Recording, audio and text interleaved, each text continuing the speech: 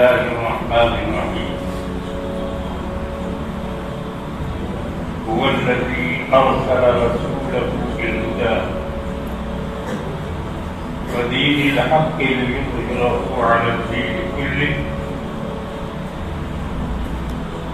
ولو كره الكافرون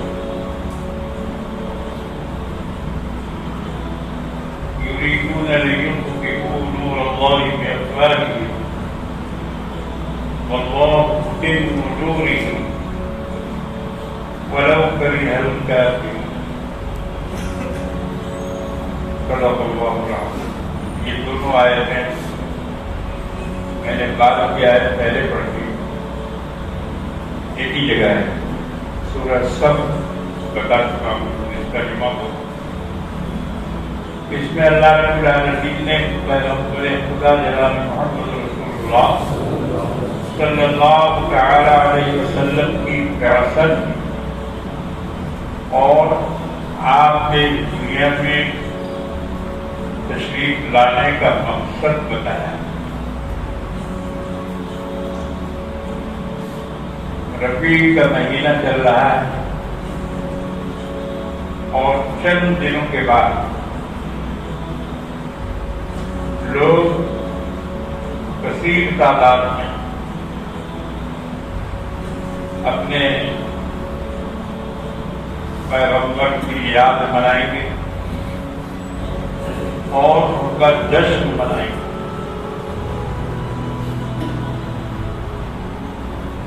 جشن تو اسلامی چیز نہیں ہے، کیونکہ خوشی تو ہر حال میں سرکار کی آمد کی خوشی ہر مسلمان کے دل میں.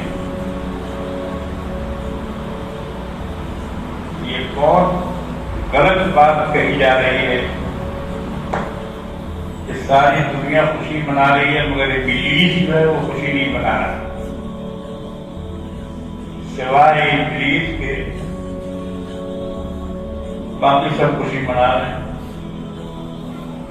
مگر یہ بدماشی والی بات ہے، ایسا کچھ نہیں ہے.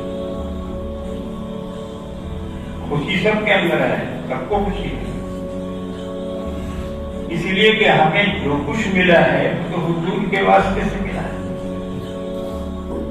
دین، ایمان، قرآن. آئندہ بھی ہم جو جنت کے طلبگار ہیں تو وہاں بھی انہی کا وسیلہ ہے، ان کی شفاعت ہے اور ان کی شفاعت ہمارے لیے انشاءاللہ ہوگی. تو جب سب کچھ ان پر منحصر ہے دین کا، کیسے نہیں خوشی ہوگی؟ اب یہ خوشی الگ ہے کہ لوگ جھنڈیاں لگا رہے ہیں، تو جو جھنڈیاں نہیں لگا رہا ہے اس کو انگلش بتاتے ہیں، اس کو غلط الفاظ سے یاد کرتے ہیں. تو یہ ایک شرارت ہے. خوشی کا اظہار اللہ رب العالمین نے قرآن شریف میں کر دیا اور اللہ نے فرمایا کہ مومنوں پر ایک بہت بڑا احسان کیا ہے ایسا رسول بھیج کر. بہت بڑا احسان.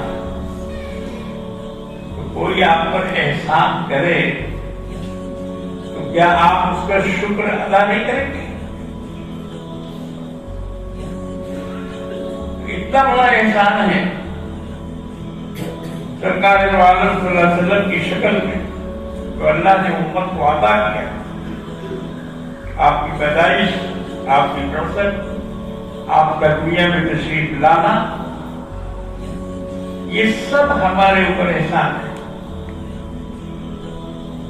ہم اس کا ذکر بھی کریں گے، ان کی یاد بھی منائیں گے، مگر اسلامی طریقے سے، شرعی طریقے سے.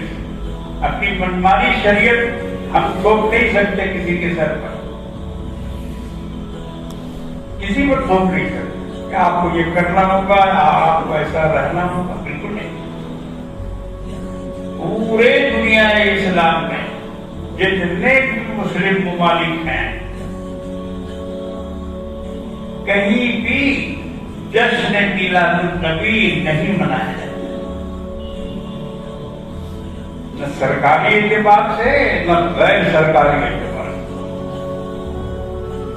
کچھ لوگ اس ٹائپ کے ہوتے ہیں جو وہاں بس رہے ہیں، روزگار کے سلسلے میں اور کسی سلسلے، یا کچھ مقامی بھی ہیں، ایک مختصر سی جماعت ہر جگہ ہے جو اپنے طور پر اس کو کرتے ہیں جو ان کو کرنا رہتا ہے۔ ضروری کام کیا ہے؟ ضروری کام یہ ہے کہ آپ کی دعوت کو دنیا میں پھیلانا۔ نتائج کی خوشی تو ہے، مگر وہ جشن اس وقت تک ادھورا رہے گا جب تک کہ آپ کے پیغام کو ہم دنیا تک نہیں پہنچائیں گے۔ آج ہماری جو درگت ہے، جو دردشا ہے، جو مصیبتیں ہیں، وہ اسی فریضہ کو چھوڑنے کا نتیجہ ہے، اسی فریضہ کو چھوڑنے کا نتیجہ۔ اور ابھی بھی مسلمان سمجھ نہیں رہے، نہ شیعہ سمجھ رہے ہیں نہ سنی سمجھ رہے ہیں۔ انہوں نے محرم کو سب کچھ سمجھا، ماتم کو سب کچھ سمجھا، ادا کے جلوس کو سب کچھ سمجھا، اور اس میں اپنا خون بہایا۔ خون بہانے سے اسلام پھیل جائے، اسلام پھیلے گا، اسلام کو لوگ پہچانیں گے، ان کے اس کا ریئیکشن الٹا ہوگا۔ ارے یہ تو خون بہانے والا مذہب، یہ تو بولتا ہے کہ اپنے آپ کو کاٹو، اپنی پیٹھ میں چھرا بولو، اپنے آپ کو زخمی کرو، اپنے آپ کو آگ کے اوپر چلاؤ۔ یہ تو بڑا کٹر مذہب ہے، ہمدردی کے خلاف ہے۔ کسی کو ایک ذرا سا بھی زخم لگے وہ انسانی ہمدردی کے خلاف ہے، اور یہاں پورا بدن چھلنی ہے، پورا بدن چھلنی ہے۔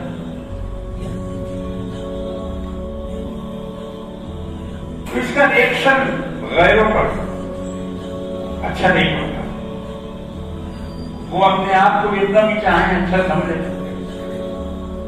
کہ ہم نے اپنے محبت کی انتہا کر دی، حسنین سے حسین سے اپنی محبت کی ہم نے انتہا کر لی، یہاں تک کہ خون بھی بہا گیا۔ مگر حسنین کا پیغام کیا تھا، پروگرام کیا تھا، کس بنیاد پر شہید ہوئے، کس بنیاد پر گردن کٹائی، کس بنیاد پر اپنے آپ کو اللہ کے راستے میں لگا دیا، سر کٹنے کی پرواہ نہیں کی۔ یہ بھول گئے، یہ پیغام پہنچانا دنیا کو وہ بھول گئے، ماتم میں لگ گئے۔ بعض یہودی ریسرچ اسکالروں نے اس پر لکھا ہے، اور انہوں نے لکھا ہے کہ سیدنا امام حسین رضی اللہ تعالی عنہ کی اتنی عظیم قربانی کو ان کی قوم نے ماتم اور ادا کی مجلسوں کے ذریعے فراموش کر دیا۔ اب ان کی قربانی کو کوئی یاد نہیں کرتا۔ انہوں نے جس مقصد سے اپنی قربانی میدان کربلا میں دی تھی، یہ ماتم والوں نے اس مقصد کو فراموش کر دیا۔ انہوں نے اس پر باقاعدہ تنقیدیں لکھی۔ یہ تو ایک قوم کا حال تھا۔ آئیے ہم اپنی کچھ بات کر لیں۔ ہمارے یہاں پیغام دینے کا کوئی سلسلہ نہیں، دعوت اللہ کا کوئی پیغام کا کوئی ہمارے یہاں کاؤنٹر ہی نہیں، لیکن اس کے علاوہ جتنی باتیں ہیں وہ ہیں سرکار کی آمد کے ذریعے سے دنیا کو کیا فائدہ پہنچا، یہ بتانا چاہیے 12 ربیع الاول کو۔ دنیا کو کیا ملا اور دنیا سے کون سی برائیاں ختم ہوئی، کتنی قوموں کو ہدایت ملی، کتنے ممالک کو اسلام کی دولت ملی۔ آدھی سے زیادہ دنیا میں اسلام پھیلا، لا الہ الا اللہ محمد رسول اللہ کا جھنڈا لہرایا۔ یہ بتانا چاہیے 12 ربیع الاول کو۔ ان ہاتھی گھوڑے والوں کو سمجھاؤ کہ تمہارے ہاتھی اور گھوڑے کو دیکھ کر کیا سمجھیں گے لوگ؟ تمہارے محلے میں ہاتھی کیوں ہے؟ کون سی جنگ ہو رہی ہے وہاں؟ کون آیا تم کو مارنے کے لیے؟ لاٹھی لے کے دوڑنے والے محرم میں ان سے پوچھو گا کہ کس کو مارنے جا رہا ہے؟ لاٹھی لے کے دوڑا جا رہا ہے، یہاں حسین کیا ہوا؟ یزید کو مارنے جا رہا ہے۔ یزید ہے یہاں پر؟ یزید آیا کلکتہ میں یا اور بھی کوئی قاتلان حسین میں سے یہاں ہے؟ اگر کوئی ثابت کر دے کہ ہاں گل بغان کی یزید آیا ہوا ہے تو ہم بھی ڈنڈا لے کے جاتے ہیں، ہم بھی جا کے اس کو 2-4 ڈنڈا لگا دیں۔ تو یہ خیالی بات ہے، مفروضہ ہے، اور ان مفروضوں پر مسلمان خوش ہیں اور اس پر خوشیاں منا رہا ہے۔ دنیا تمہارے نبی کی تعلیمات سے بے خبر ہے، بے خبر ہے۔ وہ کبھی اماں عائشہ پہ اعتراض کرتے ہیں، کبھی ان کے نکاح پہ اعتراض کرتے ہیں، کبھی رسول اللہ کی بہت ساری چیزوں پر ان کا اعتراض ہے۔ انہوں نے اتنی شادی کیا، کوئی کہتا ہے شہوت پرست ہے، کوئی کچھ کوئی کچھ۔ ویڈیو دیکھو، کہنے والے کیا کیا نہیں کہہ رہے ہیں۔ ہمارے آقا مولا صلی اللہ علیہ وسلم کی شان مبارک، پہلے تو تھوڑے لوگ تھے مگر اب ان کی ایک بھیڑ تیار ہو گئی ہے، ان کے لیڈروں کی، ان کی مقرروں کی، ان کے اسپیچ دینے والوں کی ایک بھیڑ تیار ہو گئی ہے جو اسلام کے خلاف رات دن زہر بڑھ رہے ہیں۔ اس کو لوگ دیکھ رہے ہیں، دیکھنے والا متاثر ہوگا، اس کے اوپر ایک اثر پڑتا ہے اور وہ سمجھتا ہے کہ ہاں واقعی یہ بات ٹھیک ہے، ایسے ہی ہے، یہی صحیح ہے۔ مگر میرے بزرگوں اور دوستوں، آپ اس کی گہرائی میں جائیں گے تو آپ کو یہ پتہ چلے کہ اللہ کے رسول صلی اللہ علیہ وسلم نے دنیا میں ایک بہت بڑا انقلاب پیدا کیا، بہت بڑا۔ صرف عرب کے لوگ مسلمان ہو گئے، خاندان والوں نے کلمہ پڑھ لیا، یا صرف عرب میں کچھ لوگ قبیلے والے اسلام لے آئے، بس آپ کا کام ختم ہو گیا؟ نہیں، یہ نہیں ہوا، یہ تو ابتدا ہے۔ عرب سے تو اس کا آغاز ہوا، مگر اس تعلیم کے نتیجے میں اس دنیا میں کتنی اصلاحات ہوئی اس کو آپ پڑھیں گے تب سمجھ میں. میلاد والوں کی سمجھ میں یہ نہیں آیا. ان کے سامنے تو بس صرف وہی ہے, بتی لگاؤ, جھنڈا لگاؤ, جھنڈی لگاؤ, اگربتی, موم بتی, وہ اسی میں لگتے ہوئے ہیں. ان کے پاس کوئی اور عنوان ہے ہی نہیں. انہوں نے اس کو سمجھا ہی نہیں. جب خود نہیں سمجھے تو دوسروں کو کیا سمجھائیں. کتنا بڑا انقلاب پیدا کیا حضور نے, اور حضور کے آنے کا جو قرآن میں شان سے ذکر ہے, جو اس آیت کو میں پڑھ رہا ہوں, آپ دیکھیے اس میں اللہ کیا فرما ہے. وہ الذی, وہ خدا, ارسل رسولہ, جس نے بھیجا اپنے رسول. کتنا زور ہے اس جملے میں. تو یہی کرنے کے لیے بھیجا تو آج ہم لوگ کر رہے ہیں. غور کر کے دیکھیے تو سمجھ میں آئے. وہ تو بہت بڑے مقصد سے بھیجا. کیا مقصد تھا؟ آگے قرآن نے کہا بالہدا, ہدایت دے کے بھیجا, ہدایت کی روشنی دے کے بھیجا آپ کو, تاکہ ساری دنیا سے ضلالت دور ہو. دنیا میں کتنی ضلالت تھی اور آج بھی کتنی ضلالت ہے, اس کو آپ خبروں میں دیکھیے, سوشل میڈیا پہ دیکھیے جو کچھ ہو رہا ہے. جو کچھ ہو رہا ہے پوجا پاٹ کے نام سے,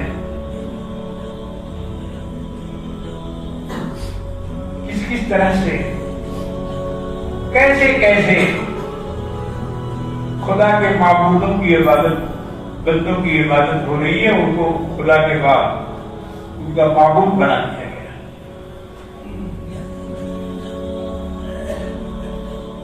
آپ یہ نہ سمجھتے کہ وہ پتھروں کو پوجنے والے نہیں, پتھر کو پوجنے والے نہیں ہیں. اگر پتھر کو پوچھتے تو ہر پتھر خدا آپ کا,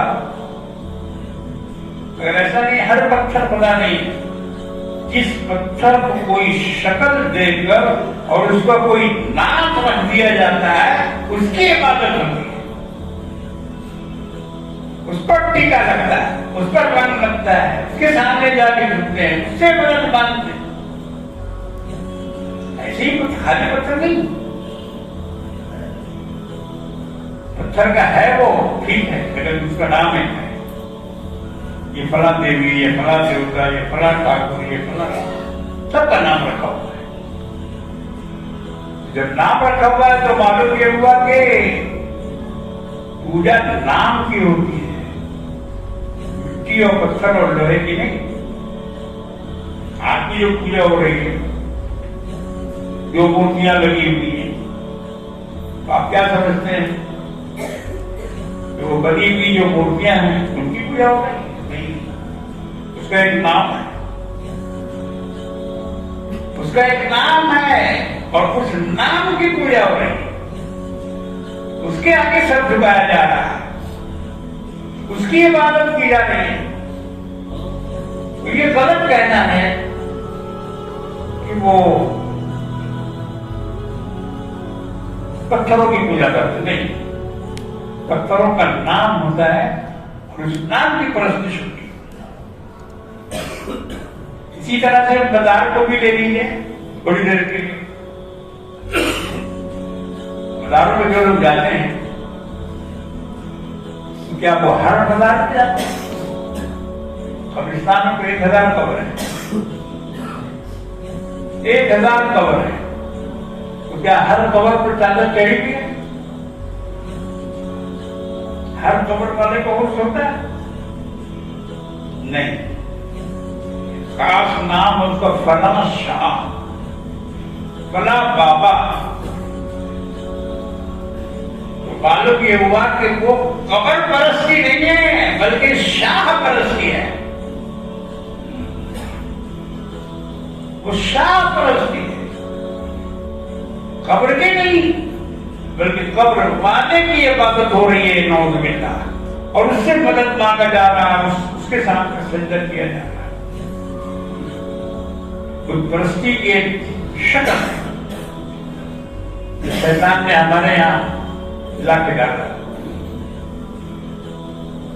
بہرحال اور یہ کر رہا ہوں کہ سرکار دو عالم صلی اللہ علیہ وسلم کے لائے ہوئے انقلاب پر توجہ کیجیے۔ آپ نے جو کارنامہ انجام دیا اس پر توجہ کیجیے۔ مکہ کی 13 سال کی زندگی میں آپ نے جس صبر کو اختیار کیا اس صبر کو اختیار کیجیے۔ ہم تو ذرا سمجھ پتہ نہیں اللہ تعالیٰ کے بارے میں کیا کیا کہنے لگتے ہیں۔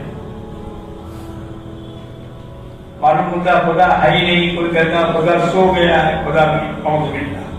اس طرح کے شرکیہ الفاظ، مشرکانہ الفاظ لوگ استعمال کرنے لگتے ہیں، لیکن نہیں، ایک مرحلہ ہے وہ جس سے گزرنا ہوتا ہے، جس سے نبی کریم صلی اللہ تعالی علیہ وسلم خود بھی گزرے اور صحابہ کو بھی گزارا۔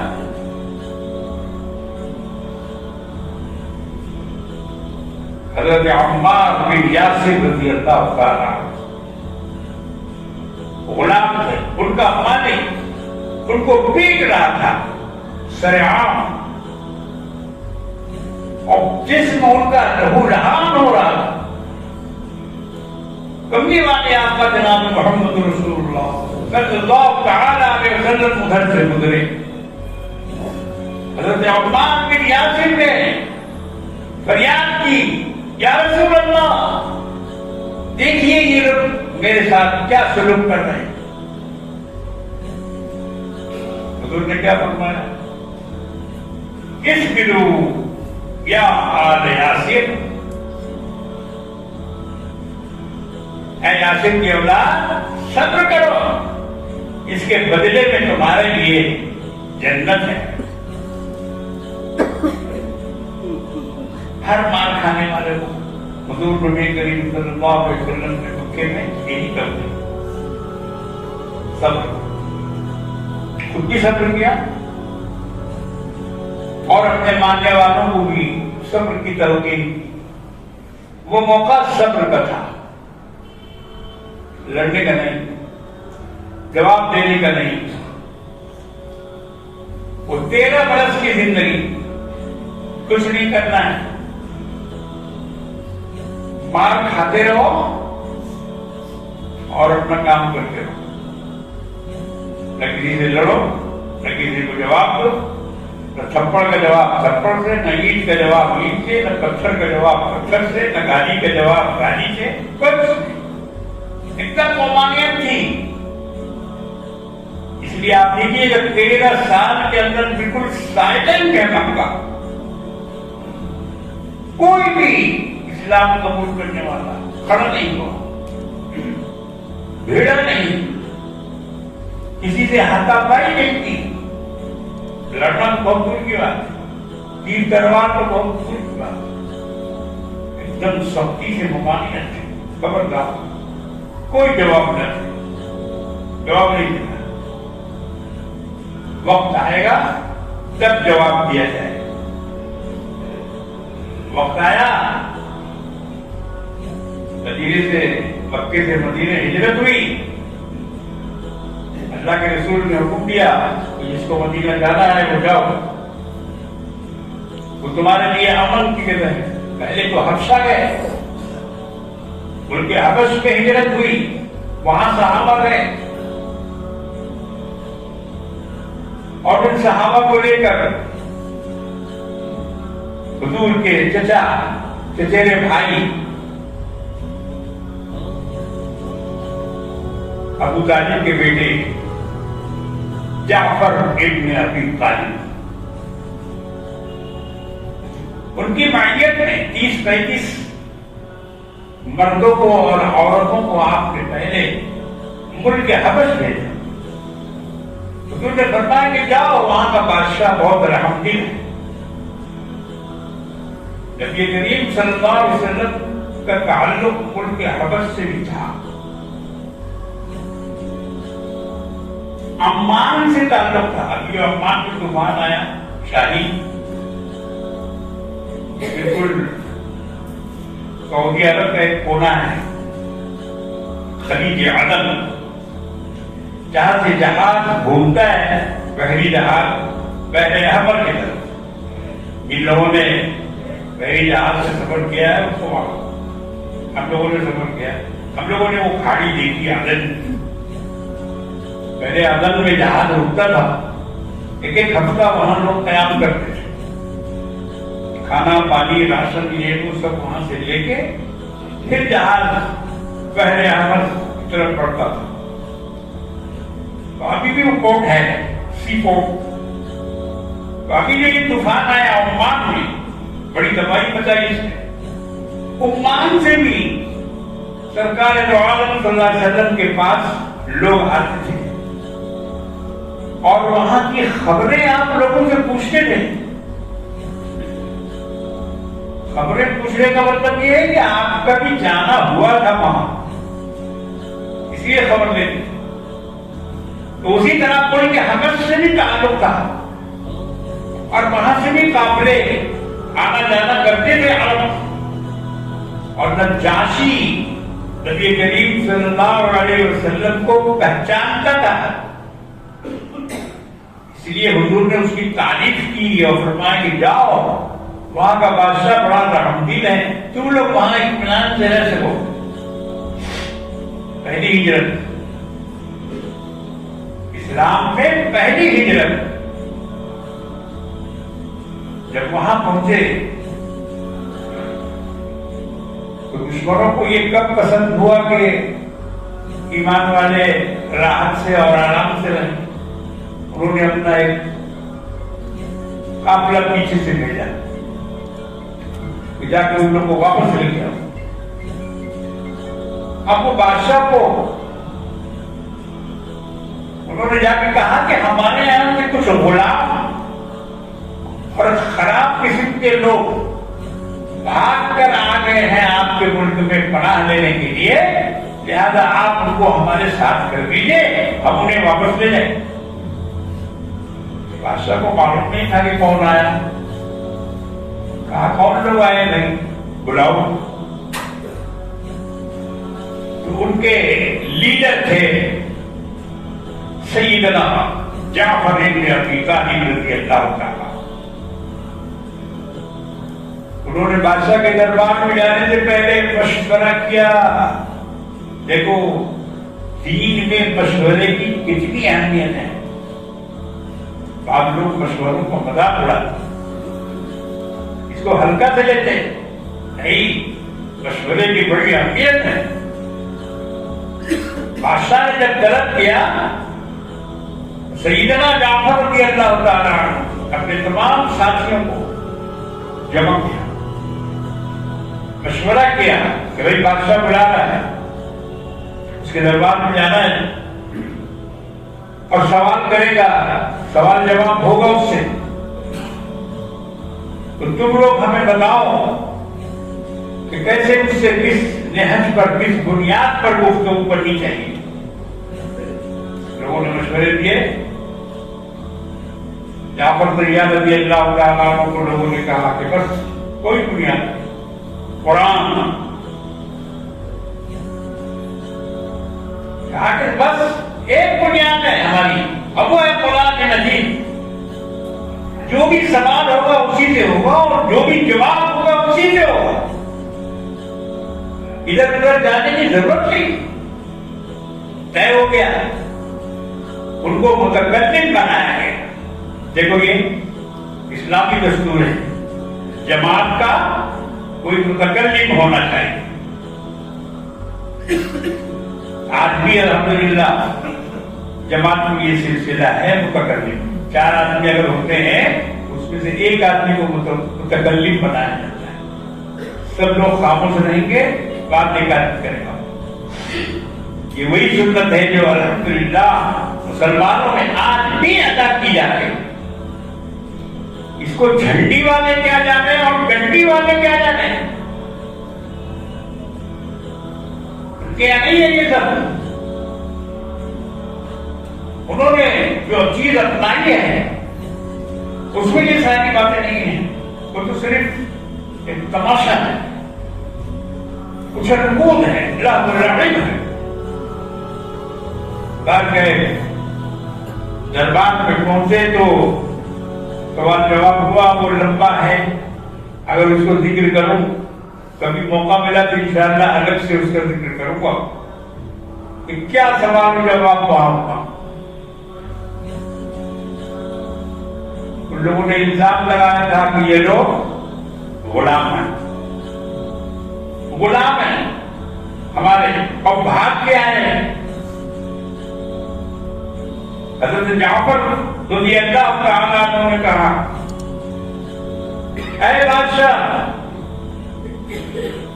ہم پہلے شرابی تھے، بت پرست تھے، زناکار تھے، ظالم تھے، اور بہت ساری برائیاں ہمارے اندر تھی، مگر جب سے ہم نے کلمہ پڑھا لا الہ الا اللہ محمد رسول اللہ، تو ہماری دنیا بدل گئی۔ ہم نے شراب چھوڑ دی، زنا چھوڑ دیا، برائیاں چھوڑ دی، اور ہم پاک باز بن گئے، مدد کرنے والے بن گئے۔ پہلے ہم لوٹنے والے تھے، اب ہم لوٹانے والے ہیں، اب ہم دینے والے ہیں۔ اس سارے خوبیاں جب بتانے لگے تو بیچ میں سے اٹھ کر مکہ سے جو آئے تھے قافلہ والے، عروہ بن مسعود ثقفی، وہ ان کا گینگ لیڈر تھا، بعد میں یہ صحابی بنے۔ انہوں نے ان کے کھڑے ہو کے کہا، پوچھا بادشاہ نے کہ یہ ٹھیک کہہ رہے ہیں؟ کہا ہاں یہ تو ٹھیک کہہ رہے ہیں، مگر آپ ان کو ہمارے حوالے کر دیجیے، کیونکہ ہمارے ملک کے یہ لوگ ہیں، ہمارے قبیلے کے لوگ ہیں، ہم ان کو اپنے قبیلے میں واپس لے جانا چاہتے ہیں۔ حضرت جعفر نے پھر ان کو جواب دیا، اے بادشاہ، ان سے پوچھئے کہ کیا ہم لوگ غلام ہیں، ان سے پوچھئے کہ کیا ہم لوگ چوری کر کے آئے ہیں، ان سے پوچھئے کہ کیا ہم لوگ قاتل ہیں، کسی کو قتل کر کے آئے ہیں؟ اگر قاتل ہیں تو آپ ہم کو ان کے حوالے کیجیے، اگر مال چرایا ہے تو ہم کو حوالے کیجیے، اگر ہم غلام ہیں، بھاگے ہوئے ہیں تو ہم کو ان کے حوالے کیجیے، مگر یہ سب کچھ بھی نہیں ہے، ہم آزاد ہیں، غلام نہیں ہیں، ہم فلاں کے بیٹے ہیں، فلاں کے بیٹے ہیں، عبد المطلب کے پوتے ہیں، ابو طالب کے بیٹے ہیں، ہم قریش سے تعلق رکھتے ہیں، ہم کہیں کے بھاگے ہوئے نہیں ہیں، ہم ودیشی نہیں ہیں۔ ساری باتیں حضرت جعفر رضی اللہ تعالیٰ عنہ نے کہی۔ کافروں کا جو قافلہ چپ ہو گیا، بادشاہ کی سمجھ میں بات آ گئی، کہا کہ نکالو ان لوگ کو دربار سے، ان لوگ کو نکالو۔ اب مسلمانوں نے کہا کہ یہ لوگ یہیں رہیں گے، کہیں نہیں جائیں گے، تم لوگ جاؤ یہاں سے، نکلو، تم ظالم ہو، ظلم کرنے آئے ہو۔ اس کی سمجھ میں آ گئی بات، سبوں کو بڑے دربار سے نکالا گیا، اتنی بڑی بے عزتی۔ اللہ کے رسول نے ٹھیک ہی کہا تھا کہ جاؤ وہاں، وہ بادشاہ تمہارے موافق ہوگا، سمجھدار ہے، محبت والا ہے، اور اس نے واقعی جیسا آپ نے فرمایا تھا ویسے ہی سلوک مسلمانوں کے ساتھ کیا۔ واقعہ بڑا لمبا ہے، مگر خاص بات اس میں بتانے کی یہی تھی کہ بادشاہ حضرت جعفر رضی اللہ تعالیٰ عنہ کی تقریر سے بہت متاثر ہوا اور ایک دفعہ نہیں کئی دفعہ دربار میں بلایا اور بلا کر ان کی باتیں سنی. اس نے سوال بھی کیا کہ عیسیٰ ابن مریم کے بارے میں تمہارا کیا خیال ہے؟ عیسائی تھا، نجاشی عیسائی تھا. تو یہ سوال بھی کافروں نے ہی اس کو سنایا تھا کہ ان سے پوچھئے کہ عیسیٰ کے بارے میں کیا خیال رکھتے ہیں. تو دیکھیے کیا جواب دیتے ہیں. بادشاہ نے جب پوچھا حضرت جعفر ابن ابی طالب رضی اللہ تعالیٰ، اس کے جواب میں سورہ مریم کی آیات کی تلاوت کی. بسم اللہ الرحمن الرحیم واذکر فی الکتاب مریم انتبذت من اہلها مکانا قصیا. اب پوری رکوع حضرت جعفر نے پڑھی. جب اس آیت میں پڑھے پہنچے قال انی عبد اللہ آتانی الکتاب وجعلنی نبیا. رونے لگا نجاشی، رونے لگا، کہا کہ بالکل سچ کہا تم نے. عیسیٰ کی جو تعریف تم کر رہے ہو، ان کی جو صفت بیان ہو رہی ہے، اس نے زمین سے تنکا اٹھایا اور کہا کہ وہ اس تنکا کے برابر بھی مختلف نہیں ہے ہمارے عقیدے سے، اور تم جو پیش کر رہے ہو اس عقیدے سے. پھر بھی کہا تھا ان لوگ کو دربار کئی مرتبہ نکالے. میں عرض یہ کر رہا ہوں کہ سرکار جو عالم صلی اللہ تعالی علیہ وسلم کا دوتی مکہ سے نکلنے سے پہلے ملک حبش میں بول رہا تھا. آپ کا لایا ہوا انقلاب ملک حبش پر پہنچا. پھر بعد میں اور لوگ بھی گئے، دوسرا کا بدل گیا. سرکار جو عالم صلی اللہ علیہ وسلم نے جو انقلاب برپا کیا اس پر بات کرو، اس دعوت پر بات کرو. لا الہ الا اللہ محمد رسول، اس پر بات کرو، اس کو دلوں میں ڈالنے کی کوشش کرو. آج سب سے بڑی مخالفت اسی کی ہو رہی ہے، توحید کی. توحید کی سب سے بڑی مخالفت ہو رہی ہے. اس کو پھیلانے کی کوشش کیجیے. یہ اصل حق ہوگا جشن ولادت منانے کا. جشن ولادت کا حق اسی سے ادا ہوگا کہ آپ مقصد نبوت کو لوگوں تک پہنچائیں، ورنہ نتیجہ کیا نکلے گا؟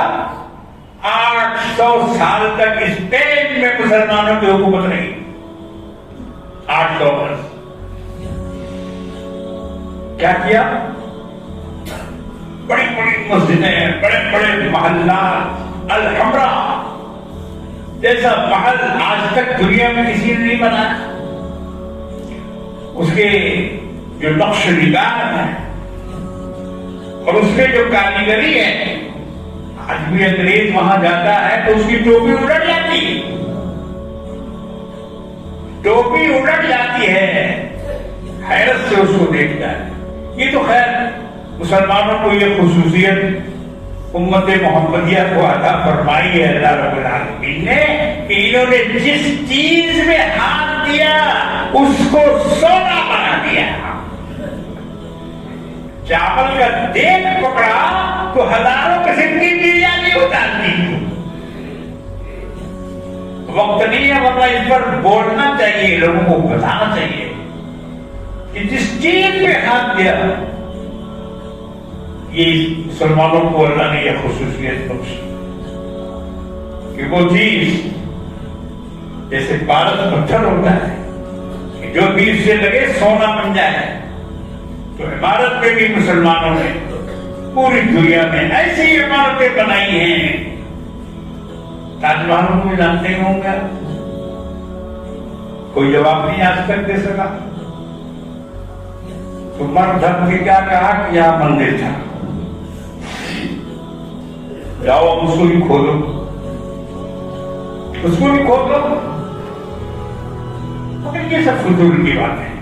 اللہ نے یہ خصوصیت امت محمدی صلی اللہ علیہ وسلم کو بخشی ہے کہ انہوں نے جس صنعت پہ یہ داخل ہوئے اور جس صنعت کو بھی اپنے ہاتھ میں لیا اس کو چار چاند لگا دیا. جی 800 سال تک حکومت اسپین پہ کی، ختم کر رہا ہوں اسی پر، مگر دعوت کا کام نہیں کیا، دعوت کا کام نہیں کیا. ان کو اللہ کی طرف بلایا نہیں، ان کو دین کی طرف مائل نہیں کیا. وہ اپنے مذہب پہ رہے گے، اپنے مذہب پہ رہے. نتیجہ کیا ہوا؟ وہ 800 سال کی حکومت ختم ہو گئی، نکال باہر کیا گیا مسلمانوں کو وہاں سے. مسلمان روتے دھوتے اپنی عمارتیں چھوڑ کر، اپنی مسجدیں چھوڑ کر، اپنے محلات چھوڑ کر ان کو وہاں سے نکلنا پڑا. 800 سال کی حکومت ختم ہو گئی. اللہ خیر کرے، ہندوستان میں بھی 800 سال تک مسلمانوں نے حکومت کی. یہاں کی بھی تاریخ 800 برس کی ہے، اور یہاں بھی دعوت کا کام نہیں ہوا. بڑی لمبی تفصیل ہے اس میں. مسلمانوں نے یہاں دعوت دینے کا کام نہیں کیا. دعوت اللہ، دعوت المسلم کو میں نہیں کہہ رہا ہوں، دعوت المسلم مولانا الیاس صاحب رحمۃ اللہ نے اس کا آغاز کیا. مسلمانوں کو دین سکھایا جائے، جو بے دین ہے ان کو دیندار بنایا جائے، اور بے نمازی ہیں ان کو نمازی بنایا جائے. یہ ہے دعوت المسلم. مگر وہ دعوت اللہ، اللہ کی مخلوق کو، دیگر قوموں کو خدا کی طرف مائل کرنا، ان کو بلانا اور ان کو اس میں شامل کرنا، یہ کام 800 برس تک یہاں کے بھی بادشاہوں نے، راجوں نے، مہاراجوں نے، نوابوں نے اور جتنے بھی لوگ تھے نہیں کام کیا. آج اس کا نتیجہ ہم لوگوں کو بھگتنا پڑ رہا ہے. یہ سارے نتائج آج بھگتنے پڑ رہے ہیں انہی دعوت کے چھوڑ دینے کا نتیجہ. اللہ تبارک و تعالی ہم سب کو اچھی سمجھ عطا فرمائے. اللہ ہمیں اپنے دعوت کو پھیلانے کی توفیق عطا فرمائے. اللہ اس دین کو چمکا دے جس دین کو چمکانے کے لیے آئے تھے جناب محمد رسول اللہ صلی اللہ تعالی علیہ وسلم.